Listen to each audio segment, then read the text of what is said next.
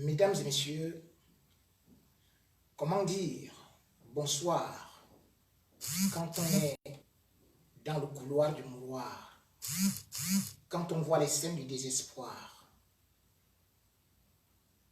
peur, pleurs, stupeur, horreur, terreur, malheur, dans le pays qui naguère fut havre de la paix et qui aujourd'hui est devenu le centre de toutes sortes de malheurs.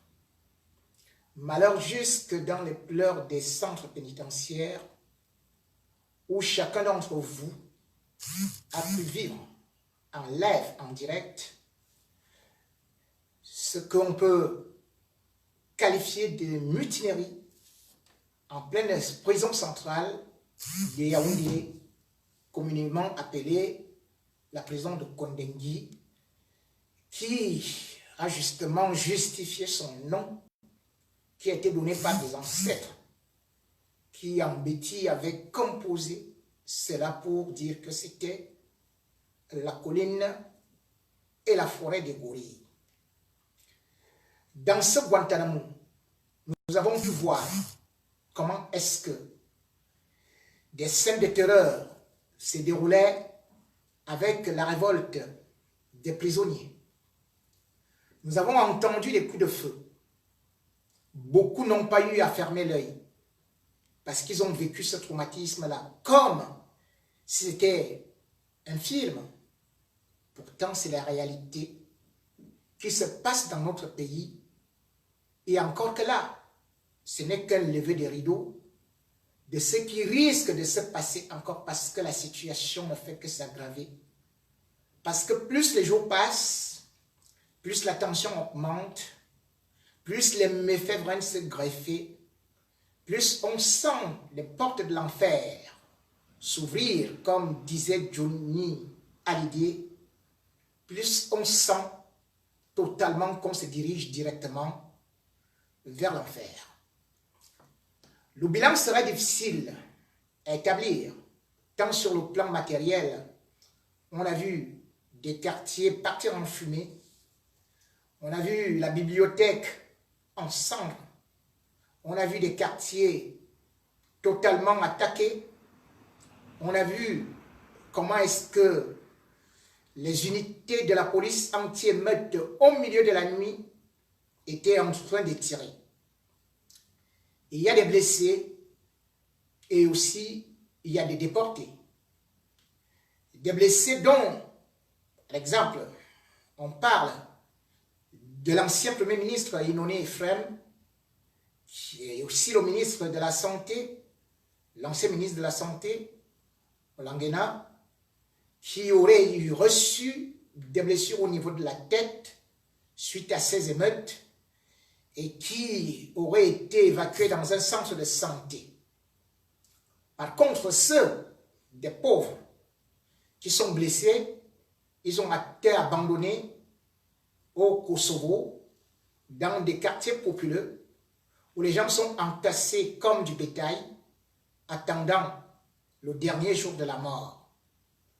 La mort, c'est ce que vous avez pu voir en regardant les vidéos d'une prison qui n'a rien à voir à ce qu'on peut appeler redresser des hommes, leur accorder une éducation, une seconde chance, comme on dit, pour qu'ils puissent s'intégrer dans la société, dans la vie.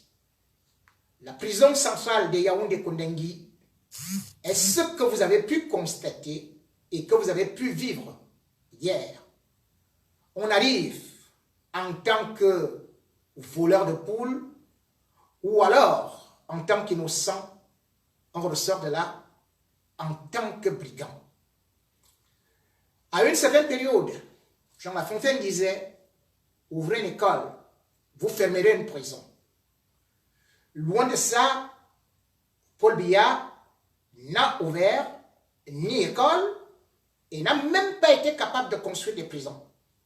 Bien au contraire, il a préféré reprendre les anciennes prisons pour aller entasser les gens comme des moutons. La prison centrale de Kondengui a été construite en 1968 et elle a été faite pour 1000 détenus maximum. Aujourd'hui, la prison centrale de Kondengui compte environ 6000 âmes.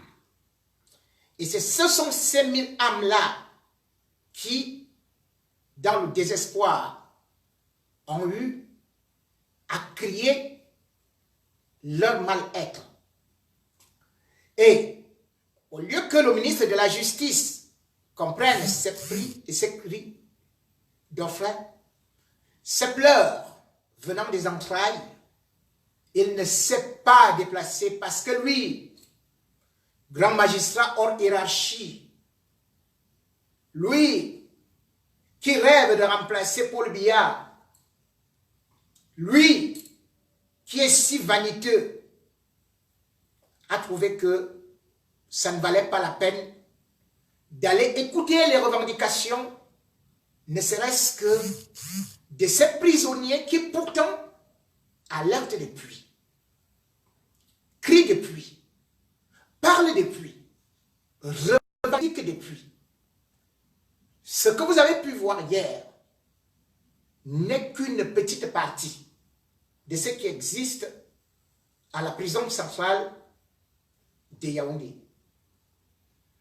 Monsieur Laurent Lesso, qui est ministre chargé de la Justice, a été à plusieurs reprises saisi pour ce dossier.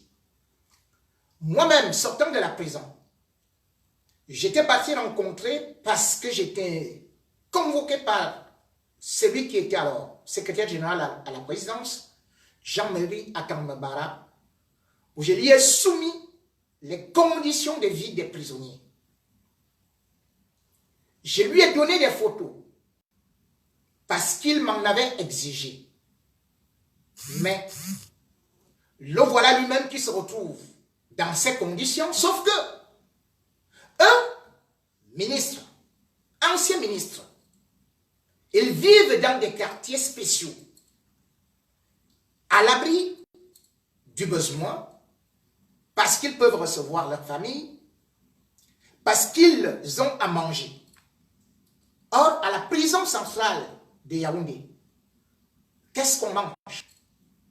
Donc, je suis arrivé là-bas, j'ai vu comment est-ce que les prisonniers mangeaient dans des poubelles. Et dans ces poubelles, c'est là où les femmes qui habitent le quartier qu'on appelle l'Ongas et d'autres hommes aussi des quartiers populaires viennent jeter leurs urines, leurs caca et tous leurs déchets. Mais ces prisonniers sont obligés de manger dans la poubelle. J'ai des noms que j'ai cités dans mon livre et que je pourrais encore vous donner tout au long de cette émission, de cette communication, de cette causerie, parce que j'ai vécu ce malheur. Quand je suis arrivé à la prison centrale de Kondengui, toute personne qui arrive là-bas, vous dirigez dans ce qu'on appelle le quartier 4. Donc, on appelle ça la cellule de passage. C'est de là où vous comprenez la douleur. Parce que d'abord, vous passez, comme d'habitude, la nuit par terre. Seul le chef de cellule a un matelas ou un lit.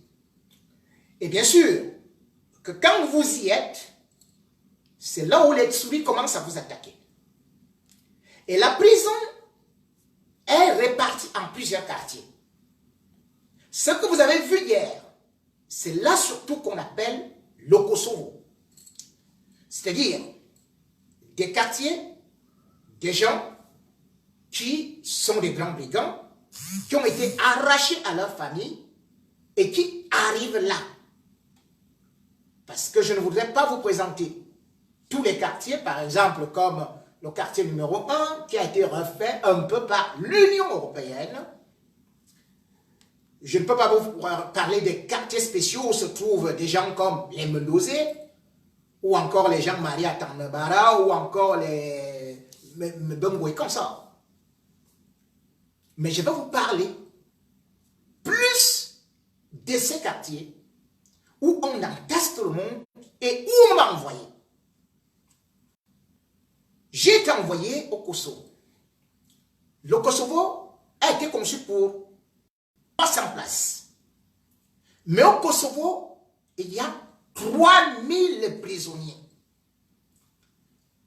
Quand on entre, on est directement en enfer. J'étais au local numéro 107. Quand j'arrive au local numéro 107, je me rends compte que c'est une cellule de 4 mètres sur 5. Ce n'est pas pour moi. Je trouve qu'il y a déjà 47 occupants. Et le chef de la cellule, comme on appelle le local, il se surnommait Valderrama. 20 ans de prison qu'il avait déjà passé là. Et il me dit, soyez les bienvenus. Et ici, il y a des règles. Les premières règles, c'est que lorsque vous arrivez au Kosovo, on vous appelle dormataire. Cela veut dire que pendant 2 semaines à 1 mois, vous devez dormir par terre. Et au-delà de ça, vous devez vous-même aussi être puni de ce qu'on peut appeler les tâches. Donc, par exemple, c'est vous qui lavez la cour, c'est vous qui lavez les WC.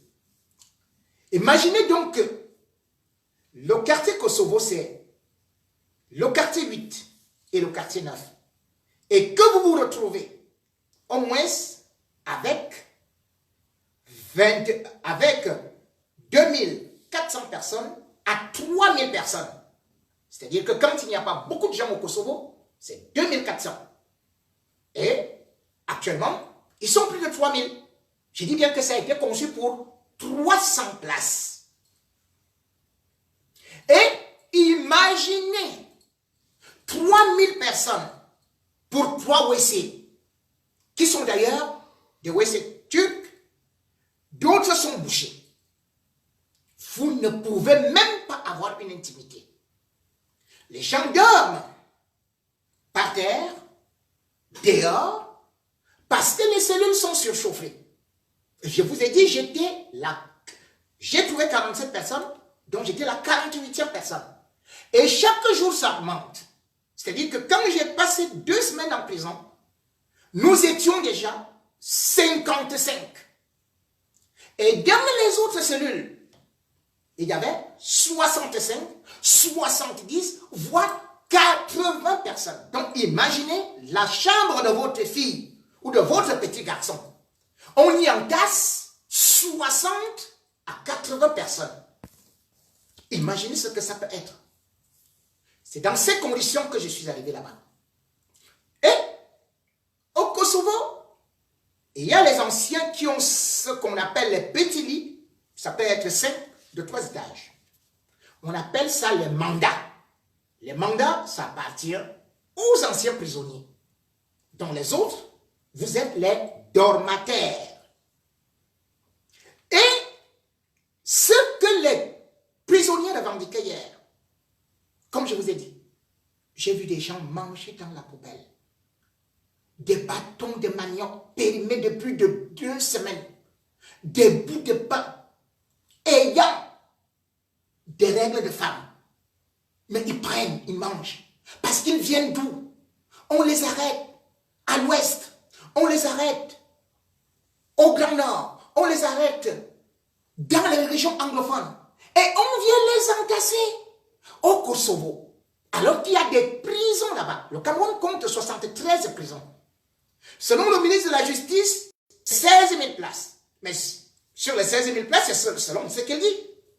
En réalité, on est à plus de 50 000 prisonniers. Il ne donne même plus les chiffres.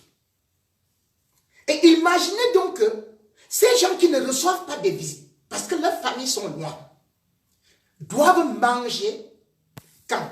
Une seule fois. Et qu'est-ce qu'on mange? On vient avec un seau de 5 litres, voire 10 litres. Parce que quand c'est 10 litres, c'est au milieu. C'est là où on met un peu de riz, cuisiné par d'autres prisonniers. Ce riz-là n'est même pas lavé, avec des cailloux et tout et tout. Puis on prend une sorte de sauce blanche dans un petit machin comme ça. On arrose. On dit que c'est une sauce d'arachide. Si vous regardez les marmites dans lesquelles on cuisine à Kondengui, je vous jure, vous allez vomir pendant des mois. Et lorsque la ration alimentaire arrive, la ration alimentaire arrive à 11 h du matin.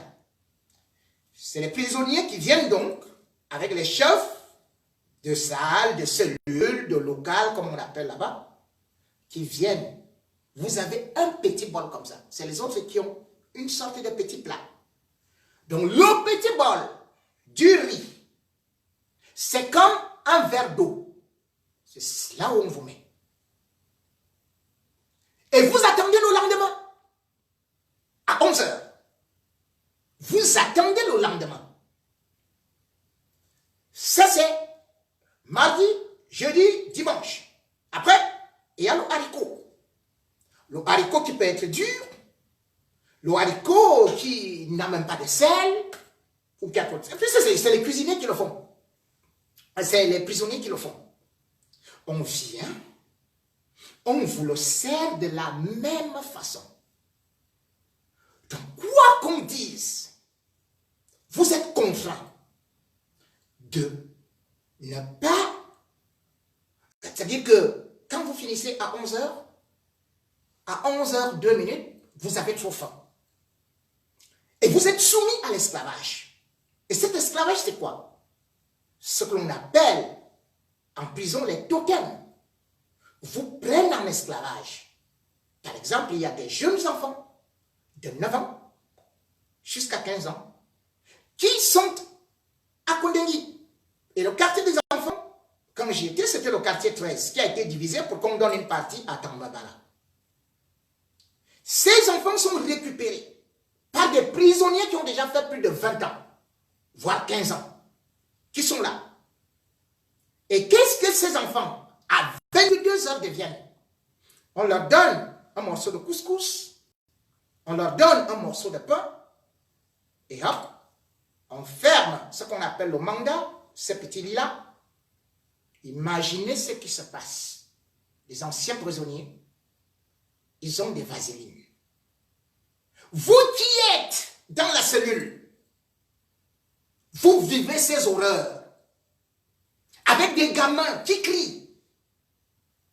Vous ne pouvez rien faire. La seule chose que j'avais à la prison de Kondengui, comme je vous ai dit, parce que je n'avais jamais mangé là-bas, en prenant uniquement des bananes. C'est cette chose qui m'a sauvé. Parce que je n'avais que le livre de Dieu, la Sainte Bible, qui m'a été offerte, regardez bien, le 19-11-97, par Madame Wantou Siantou Marceline. C'est le seul document que j'avais en prison. Et j'ai prié, mais étant convaincu que je ne pouvais pas sortir vivant. Et c'est pour cela que j'écrivais tout ce qui se passait là-bas. Je le mettais dans ma Bible. Et je le mettais à un certain monsieur qui a fait une dédicace ici et qui a été tué par le régime. Il s'appelait Bunja. Voilà son numéro qu'il avait laissé ici. Ça s'est déjà effacé. Je vous ai dit, c'est l'ancienne Bible.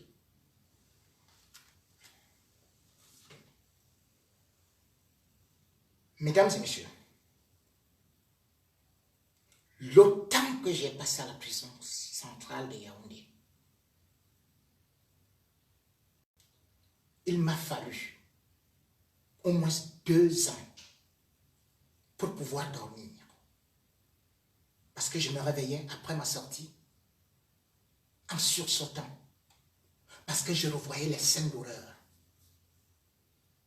La première nuit que j'ai passée à la prison de Yaoundé, on transportait un cadavre qui puait, qui avait déjà fait là plus d'une semaine avant mon arrivée, qui était mangé par des souris. En un mois, moins d'un mois, j'ai vu des gens au Kosovo mourir à côté de moi. Vous partez à l'infirmerie crier, il n'y a personne. Puisque toutes les prisons du Cameroun n'ont que 8 médecins pour 73 prisons. Et actuellement même c'est moins. Et toute la prison de Kondengui avait une seule femme qui venait faire 30 minutes et qui s'en allait, qui ne pouvait pas soigner les gens du Kosovo. Et dans ce Kosovo, je voyais des gens mourir à côté de moi. Matin, midi, soir. Des gens qui n'ont rien fait. Des gens qui n'ont pas été condamnés. Des gens qui n'ont même pas été jugés une seule fois. Ou alors des gens qui ont été relaxés après avoir été enterrés. Quand on vous parle des prisonniers de Kondengui, on vous arrête, vous n'avez rien fait, on ne vous juge pas. 97% des détenus de la prison centrale de Yaoundé, tout comme ceux de Douala et partout au Cameroun, sont des prévenus, donc des supposés innocents, des présumés innocents, selon la loi. Comment on peut donc se précipiter? Aller arrêter des gens, des journalistes qui n'ont pas été condamnés, aller les mettre au Kosovo avec des enfants de 9 ans, 12 ans, 13 ans, 14 ans, 15 ans. C'est dans ce milieu-là que se forme le grand banditisme. C'est dans ce milieu-là que vous voyez que l'être humain n'est rien. Parce que quand vous voyez un prisonnier tombé avec des chaînes aux pieds, oui, parce qu'à Kondengui, les gens ont des chaînes aux pieds. Ils sont envoyés dans l'isoloir. Là, il n'y a ni lumière, ni eau, ni rien. Et là-bas, ils sont mangés par des souris. Et quand vous mourrez, on vous transporte pour aller vous déposer dans des caissons derrière. Chers Camerounais, je vous prends un témoin. Depuis que vous êtes nés, est-ce que vous avez entendu dans les communiqués radio que une famille, ou bien qu'on a perdu quelqu'un à Kondengui? Non. Parce que dès que vous mourrez, les prisonniers du Kosovo, ils sont ramassés. Et ils sont déposés, abandonnés, pourrissent.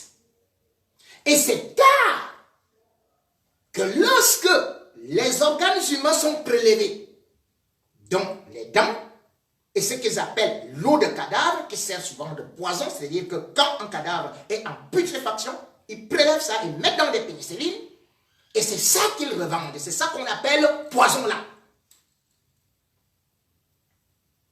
Et ces gens, ces cadavres, qui sont des animaux, comment est-ce que ça fait après? Eh bien, on essaye juste de dire à d'autres prisonniers de les transporter au milieu de la nuit, entre 2h et 3h du matin.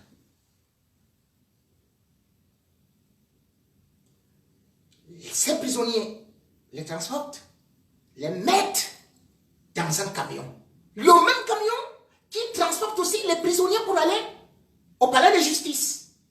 C'est là où on met les cadavres. Les prisonniers qui transportent ces cadavres n'ont rien pour se protéger.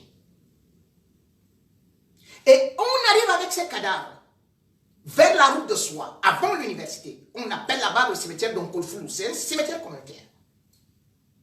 Il y a des fosses communes où on jette des cadavres.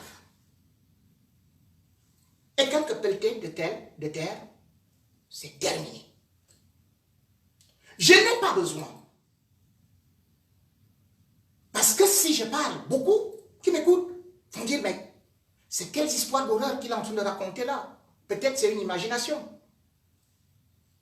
Voici quelques éléments que je vais vous montrer et leurs familles sont disponibles au Cameroun. En un mois, en un seul mois, voilà, au mois d'août 2003, lorsque j'arrive à la prison de Yaoundé, voici le nom des cadavres. Voici comment ils ont été enterrés. Voici le jour où ils ont été arrêtés, sans être jugés. Et comment ils sont morts. Je vous donne des noms. Ces noms figurent dans mon livre. Je vous ai dit, j'ai un livre qui a été donné à de grandes maisons que je garde comme un testament. Il n'est pas entre mes mains.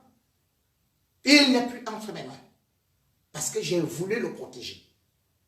J'ai voulu protéger ces enquêtes pour que ça serve pour la postérité. Le jour où je suis arrivé en prison, le cadavre qu'on portait, qui puait dans toute la prison. Ce monsieur s'appelait Ondoa Etoga Lucien. Il est arrivé à la prison de Kondengui le 18 juillet 2003. Il est mort le 1er août 2003. Il a été enterré une semaine après à Soie, en Côte-Foulou. Je dis bien, sans accueil ni rien, j'étais dans la fosse commune. Le deuxième cadavre que j'ai identifié s'appelle Mbapierre. Il est arrivé à la prison de Yaoundé le 28 février 2003. Il est mort le 2 août 2003, enterré dans les mêmes conditions. Je m'étais levé particulièrement pour aller voir au moins le médecin de la prison de Kondengui pour l'aider quand il avait convulsé. Il m'avait répondu, ce n'est pas le médecin qui va chercher les malades, c'est les malades qui vont chez le médecin. Il est mort devant nous tous. Tchoukwe Tchoutan est arrivé à la prison de Yaoundé le 27/09/2002. Je l'ai trouvé enchaîné. Donc, enchaîné dès son arrivée du 27/09/2002 jusqu'à sa mort qui est survenue le 11/8/2003. Il a fallu que le régisseur aille appeler un soudeur à l'extérieur pour qu'on vienne nous couper les chaînes à ses pieds. Les chaînes étaient déjà entrées dans la chair. Son cadavre, bien évidemment, a été jeté. Ndiapol Nazer est arrivé en prison le 8 mai. Non, oui, le 8 mai 2000. Il avait une épouse belge qui s'est battue parce qu'elle ne savait pas ce qu'on reprochait à son mari. Il n'y avait même pas de plaignant. Juste parce qu'un commissaire avait décidé que, bon, il semble que tu m'as manqué de respect, je vais te jeter en prison. On lui a collé des motifs farcesques jusqu'à ce qu'il est mort le 23 août 2003. extraordinaire dans son affaire, c'est qu'il meurt le 23 août 2003. La justice camerounaise sort son dossier le 25 août 2003, donc 5 jours après sa mort, lorsque l'épouse belge est déjà revenue au Cameroun. C'est là où on le juge et on le déclare innocent.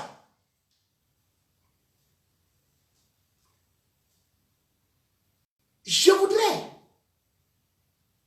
quand même attirer l'attention des gens là-dessus. Voilà quelqu'un qui est innocenté. Il n'est même pas dédommagé. Et son épouse n'a même pas pu récupérer son cadavre à monsieur qui est mort à fleur de l'âge. Rien. Je vous prends le cas de Média Pierre. Il est arrivé à la prison centrale de Yaoundé le 16 juin 2003. Il est mort le 23 août 2003. Lui aussi, même chose. Enterré dans les mêmes conditions, le cadavre enlevé au milieu de la nuit étant déjà pourri, avec des souris qui étaient à l'intérieur de son ventre. Je vous prends le cas de Pouleau Jean. Il est arrivé à la prison de Yaoundé le 11-11-2001. Il est mort le 25 août 2003. Dans les mêmes conditions. Ndogmo Moïse est arrivé à la prison centrale de Yaoundé le 12-4-2003. Il est mort le 27-08-2003. Dans les mêmes conditions. Devant moi, j'ai vu des cadavres, des gens comme Méké, un Fomon, un qu'on surnommait Lapiro, je ne connais pas très bien son nom. Il y avait Oscar Olinga, il y avait Ongono Sylvanus. Leurs cadavres gisaient partout, là, à Kondengui. Donc, imaginez déjà, pour la santé des prisonniers eux-mêmes, qui se retrouvent dans une cellule exiguë, avec des gens comme moi quand j'étais là, des gens tous secs. C'est-à-dire qu'ils n'ont même pas suivi les examens, les tests tuberculiniques, pour savoir s'ils n'avaient pas le bacille de corps. Donc, vous vous retrouvez avec des tuberculeux, vous vous retrouvez avec des cadavres au milieu d'une prison. Je ne peux pas vous dire plein de choses. Quand vous voyez les autres, j'ai vu un gars qui s'appelait Tcholire Banama avec un autre petit garçon. Lorsque je les approche parce qu'ils me demandaient de la banane, je leur dis, mais qu'est-ce que vous faites ici? Ils me disent, mais mon grand, vraiment, on ne sait pas ce qu'on fait là.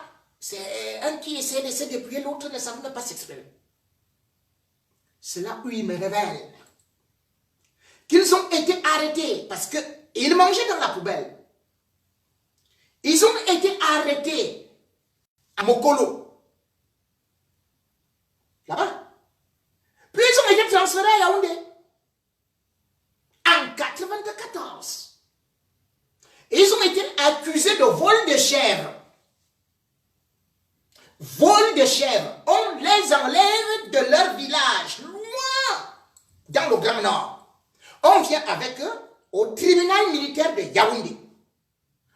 Mais, vous savez que quand vous êtes traduit au tribunal militaire de Yaoundé, qu'est-ce que vous pouvez faire? On vous envoie toujours aussi à la prison centrale de Yaoundé-Kondengui. En 2000, donc ils sont arrêtés en 94. En 2000, lorsqu'on appelle leur dossier pour la première fois, on se rend compte qu'il n'y a même pas de plaignant. Le tribunal militaire se déclare incompétent. Je dis bien incompétent. Il ne peut pas les juger. Personne ne peut les juger. J'arrive en 2003 en prison. Ces gars sont toujours là en prison. Je suis sorti de la prison, j'ai laissé ces gars-là en prison. Arrêtés en 94. Et il y a des cas que je cite dans mon livre. Beaucoup ont non seulement été kidnappés dans des zones très lointaines, mais surtout même, parfois, après avoir passé 10 ans en prison, on dit, bon, ils sont relaxés, mais le problème c'est qu'ils restent en prison. Pourquoi? Parce que, pour sortir de la prison, il faut aussi négocier. Et, on va dire au palais de justice, que non, il manque des rames de papier pour faire ceci et cela et tout et tout et tout. Et du coup, il n'y a pas de levée d'écrou. J'ai trouvé des gens en prison qui avaient été libérés depuis 3 ans. Mais qui attendaient là. Quand on traite des êtres humains comme ça, ils sont arrivés pour un vol de chèvre. Tout comme mon chef de cellule. Il m'a dit que quand il a été pris, c'était dans un petit marché où il jouait les pickpockets. Mais quand il s'est confié à moi, Valderrama, un gars étonné, il m'a dit, grand frère, c'est ici que moi j'ai appris le braquage. Et je suis devenu un grand braqueur. Il m'a décrit tous ces braquages. Ils m'ont dit comment ils étaient utilisés par des ministres de la République pour aller braquer ou régler des comptes. Donc, vous partez en prison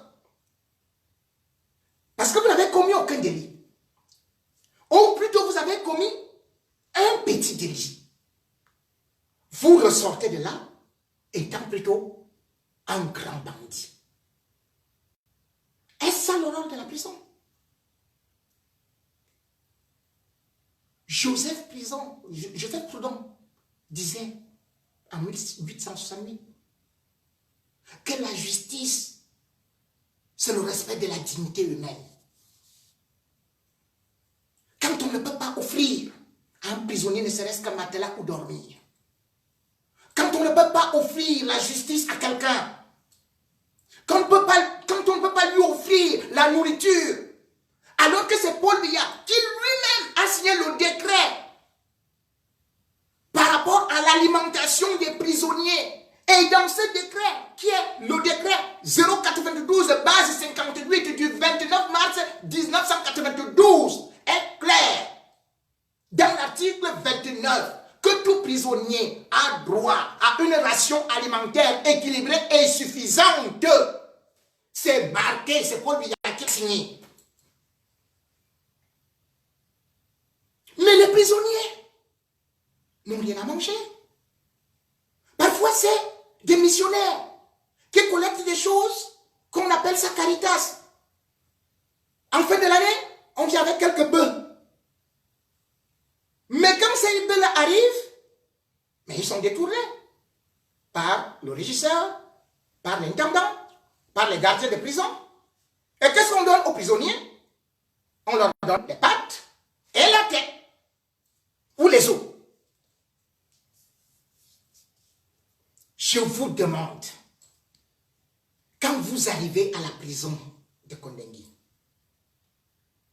si vous avez la chance, je voulais dire la malchance, de mettre le nez là où on appelle Kosovo, pendant 2 minutes, j'ai dit 2 minutes, si on ne vous amène pas dans un asile psychiatrique, sachez que vous êtes d'une autre constitution. J'en ai souffert. C'est ma foi qui m'a sauvé. C'est maître Kenemouna qui parfois venait me rendre visite à la cour. Parce qu'il y a une petite cour. Il y a une grande cour. Et pour y arriver, il faut bien évidemment aussi avoir ce qu'on appelle les relations. Comment vous pouvez concevoir que on arrête des gens à Douala, on arrête des gens à Maroua, on arrête des gens à Bafoussam, on les ramène tous à Yaoundé. Et la loi vous dit que lorsque quelqu'un meurt, vous devez communiquer à sa famille. Il n'y a jamais eu de communiqué à la radio. Si oui, vous allez me dire. Est-ce que vous avez entendu à la radio nationale? Est-ce que vous avez suivi sur l'écran télé que quelqu'un est mort et que sa famille peut venir récupérer le cadavre? Non. Ces noms que je cite là, leur famille croit qu'ils vivent toujours. Non, ils sont morts depuis. Ils sont en guerre. Quand je suis arrivé à Kondengui, les gens parlent de la crise anglophone aujourd'hui. En 85, Paul Biya avait déjà commencé. Et d'ailleurs, le premier homme qu'il a pris dans la région anglophone, c'était un avocat. C'était en 85 qui demandait l'indépendance. Il a pris 114. Quand je suis arrivé, les 114 qui venaient des régions du nord-ouest, vous savez combien il restait? Moins de 14. Tous les autres étaient déjà morts. La famille n'était même pas au courant.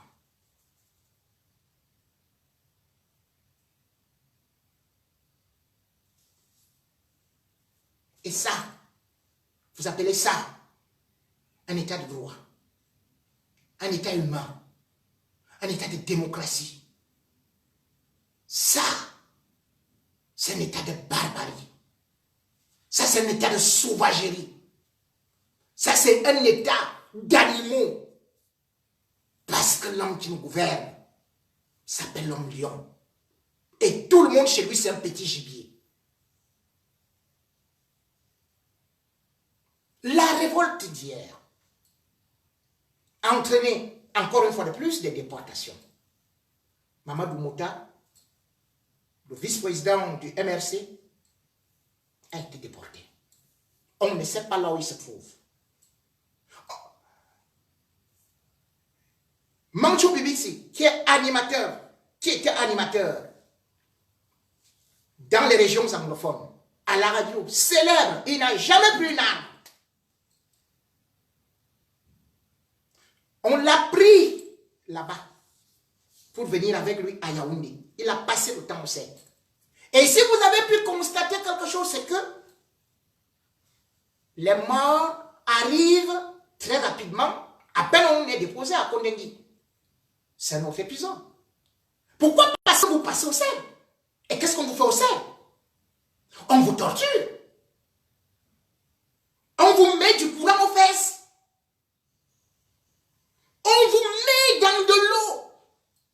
On vous fait des tortures à la picanha, c'est-à-dire c'est des modèles. On vous fait le genre de méchants. Donc quand vous arrivez à la prison, parfois avec des balles aux pieds, vous ne pouvez pas survivre. Vous mourrez. Parce que non seulement vous venez étant affaibli, vous arrivez dans un milieu où il y a trop de microbes. C'est pour ça que vous avez pu constater que quelqu'un est déposé en prison aujourd'hui, et parfois généralement parce qu'on veut qu'il ne meure pas au sec, c'est-à-dire au secrétariat, au sous-sol, au secrétariat d'État à la Défense. Bon, quand on voit que tu as déjà lâché, qu'on t'a déjà beaucoup torturé à la PJ ou au SED ou au GSO, on court donc avec toi, on te balance au niveau de Kondengui, le temps pour toi de mourir là-bas, et le temps que les prisonniers iront te jeter dans la fosse. Les fosses communes, je dis bien que c'est en Kolfoulou. À soi, non loin de l'université. Regardez comment les gens peuvent transformer un sinistre endroit, un endroit en sinistre lieu de vampire. Et c'est là-bas où se passe le trafic d'ossements humains. Déjà, à Kondengui, on vous vend tout ce que vous voulez du corps d'un homme. Demandons au Kosovo, on vous donne tout. Puisque ça sert pour les pratiques maléfiques. En Kolfoulou, Celui qui dit qu'il garde cet endroit, lui-même c'est un grand trafiquant. Vous arrivez, vous lui dites, je veux tel ou tel cadavre. Il vous le laisse prendre. Ce sont les réalités de mon pays. Ce sont les réalités de votre pays. Ce sont les réalités du Cameroun de Paul Biya. Qui peut prendre quelqu'un qui juste a lui à marcher. Vous partez le porter. Il n'est pas de la région du centre, Mamadou Mota. Vous l'amenez en prison. BBC et 4 autres leaders anglophones. Vous les ramenez en prison. Les émeutes déclenchent. Ils n'avaient aucune arme.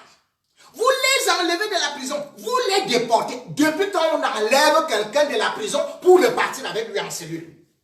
Dans quel pays ça se passe au monde? C'est du jamais vu.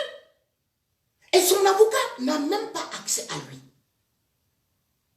Et le pire, c'est comment est arrivée cette révolte. Qui l'a organisée?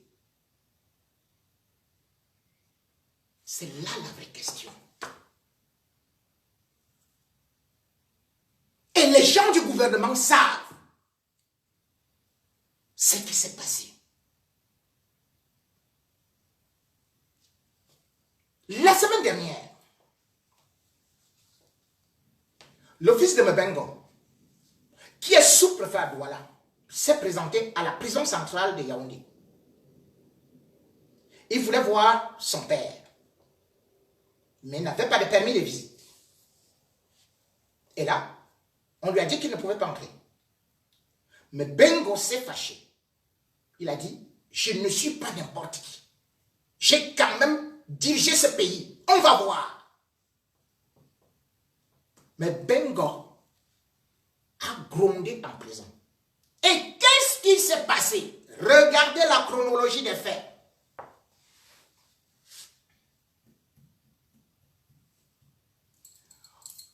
On vous dit que les prisonniers ont blessé Olangena, ont blessé Enoni et Fren, se sont attaqués à des quartiers VIP. Mais quand la police anti-émeute est arrivée, dans les quartiers VIP, seul Mbengo n'était pas dans son local. Où était-il? Mbengo, lui, passait la nuit avec sa femme. Et il déclare qu'il avait eu une information qui devait avoir un soulèvement. Mon Dieu, mais il est quand même prophète, ce Mbengo. Comment il a fait pour échapper?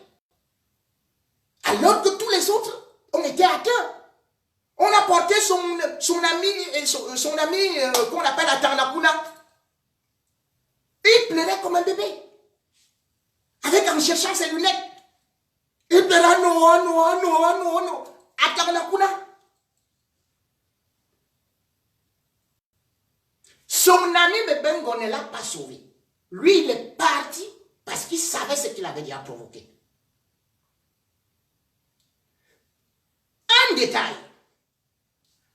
Quand les prisonniers ont voulu attaquer le quartier VIP, et il y a eu des coups de sommation. Qui fait des coups de sommation? Ce n'est pas l'armée camerounaise, puisque ce n'est pas la police anti-émeute, ce n'est pas le GSO. Non, le GSO n'est pas encore là. Celui qui tire, qui fait des coups de sommation, c'est bien le colonel Mbutu, le bras droit de Mbengo, qui se trouve en prison. Comment un colonel peut avoir l'arme en prison? Voilà la vérité. Et ça, ils ne vont pas le dire. Voilà la vérité. C'est le colonel Mbutu qui a tiré. Et pourquoi? C'est très simple. Qui pouvait organiser ça? Mais j'étais en prison.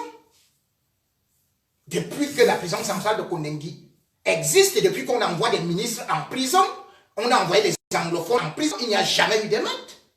Posez-vous la question, j'avais déjà dit, vous envoyez Mbongo à la prison de Kondengi, attendez une révolution. C'est tout. Vous oubliez une chose, Mbongo a été délégué général à la Sûreté nationale. Mbongo, avant d'y être, il a été préfet d'une Fundi. C'est-à-dire qu'au moment où on arrête, tu sais toi, c'est lui qui manigance tout. Mbongo est devenu ministre de la Défense de 2009 à 2015. Donc dites-moi, vous partez le mettre dans un endroit comme ça, alors que tout le monde sait très bien que s'il est en prison, c'est parce qu'il avait des ambitions de devenir président de la République. Les exemples et les preuves sont là. Vous savez que le 26 juillet 2013, Mbongo, ministre de la Défense, il quitte le Cameroun. Il va en Côte d'Ivoire. Il va rencontrer Alassane Ouattara. Une audience incroyable. À la sortie de l'audience, il dit, il est venu chercher la coopération militaire avec Alassane Ouattara. Vous savez comment est-ce qu'Alassane Ouattara est arrivé au pouvoir en Côte d'Ivoire? C'est par les armes. Je dis bien, ça se passe le 26 juillet 2013. Quand il sort de cette audience, il reçoit le ministre de la Défense de la Côte d'Ivoire. On l'appelait Paul Kofi Kofi. Ils se mettent à huis clos. Ils parlent. Mais Bongo revient au Cameroun. N'oubliez pas que c'est lui qui achète les armes. Hein. N'oubliez pas que c'est Bongo qui passe la commande de toutes les armes au Cameroun. Et quand il arrive, il revient au Cameroun. Il est dit, le ministre de la Défense de la Côte d'Ivoire. Le ministre de la Défense de la Côte d'Ivoire arrive à Yaoundé. Curieusement, Mbongo va quitter avec lui de Yaoundé pour aller à Bikok. Bikok, c'est dans la Mofu à Konon. Chez qui? Chez Atam Nakuna. Et c'est là où Atam Nakuna déclare à tous les cousins et cousines, puisque je suis de la Mofu à Konon, ou bien tout au moins mon père y était, et ma mère, qui sont malheureusement déjà décédés. Il l'a déclaré devant plusieurs témoins que voici le futur président. Donc, on est en train de négocier. Vous savez que quand il aura les choses en main, à qu'on va devenir ceci, on aura ceci, on aura cela. Donc, Mbongo dans sa tête est décidé à prendre le pouvoir. Et dans sa tête, et tous les services de renseignement le savent. Les Séléka, qui a financé ça? Il va voir des comptes jusqu'à Shanghai. Hein. D'ailleurs, il a déclaré qu'il est capable, même en prison, de faire une guerre pendant même 5 ans. Mais Boko Haram est arrivé comment au Cameroun? Posez-vous des questions. C'est sur Mbongo. Boko Haram, c'était les affaires du Nigeria. Pourquoi c'est venu au Cameroun? Pourquoi est-ce qu'on a soupçonné Mbongo? Pourquoi est-ce que dans le régime, on l'accuse d'avoir financé les Ambazoniens? Pourquoi c'est quand il arrive en prison que les Ambazoniens chantent l'hymne de l'Ambazonie en pleine prison de Yaoundé? Et il y a eu une fouille ce matin, à partir de 8h30, à la prison centrale de Yaoundé. Ça va fouiller d'autres personnes. On n'a pas fouillé chez Mbongo.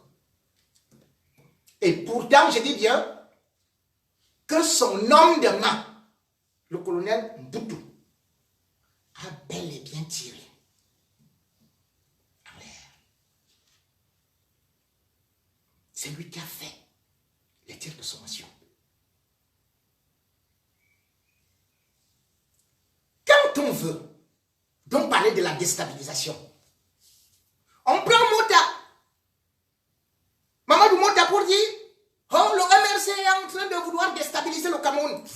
est-ce qu'on prend Mamadou Mouta? Parce qu'on a voulu donner de l'argent à Mamadou Mouta pour qu'il quitte Maurice Kamto. Dès qu'il était en prison, il a dit, j'ai mes idéaux. Je suis ingénieur. Je n'en ai pas besoin. Je veux la libération du Cameroun. C'est pour ça que Mamadou Mouta est traduit en justice. Je vous donne un exemple pour que vous compreniez mieux. On a arrêté Mamadou Mouta, le vice-président du MRC, le premier vice-président, avec le chef EFA. Il a été libéré. On l'a arrêté avec Dr Oko. Dr Oko, il est traduit au tribunal civil. Et Mamadou Mouta, pour les mêmes motifs, ils ont été arrêtés le même jour. Lui, il est traduit au tribunal militaire. C'est-à-dire qu'il risque la peine de mort pour hostilité à la patrie. C'est donc là où on en vient à ce qu'on appelle une justice au faciès. On ne peut pas prendre de telle tribu et tel autre. Vous avez commis le même délit, mais vous n'êtes pas puni de la même façon. De la même façon, on a fait, soi-disant qu'on libérait les gens du MRC. Mais les gens du MRC, on dit, ils ont été arrêtés chez Albert Zongan. Soit, mais les gens qui ont été arrêtés chez Albert Zongan étaient à 70. Comment vous pouvez libérer une trentaine? Expliquez-nous. Vous ne pouvez pas libérer une trentaine puisque eux tous ils étaient au même endroit, ont les mêmes charges. Et puis, même dans la libération, regardez les noms. On dit on a libéré la bonne d'Albert Zonga. Mais quand on regarde dans la liste, on voit que c'est Matongo, machin, quelque chose comme ça qui a été libéré. Une femme qui n'est même pas, qui ne connaît même pas Albert Zonga, qui est cadre dans une société de gaz. Donc on la libère parce qu'elle se trouvait dans son lieu de service. Mais la maison d'Albert Zonga est son lieu de service, c'est une société de gaz. Et la bonne d'Albert Zonga, pendant ce temps, elle est toujours en prison. Hein? Quelle est cette justice? La justice, c'est le respect le respect du droit du plus pauvre, disait Joseph Joubert en 1848. Comment une justice peut être qu'on choisisse les noms? Ce nom-là peut être de l'Ouest, l'autre peut être du Nord-Ouest,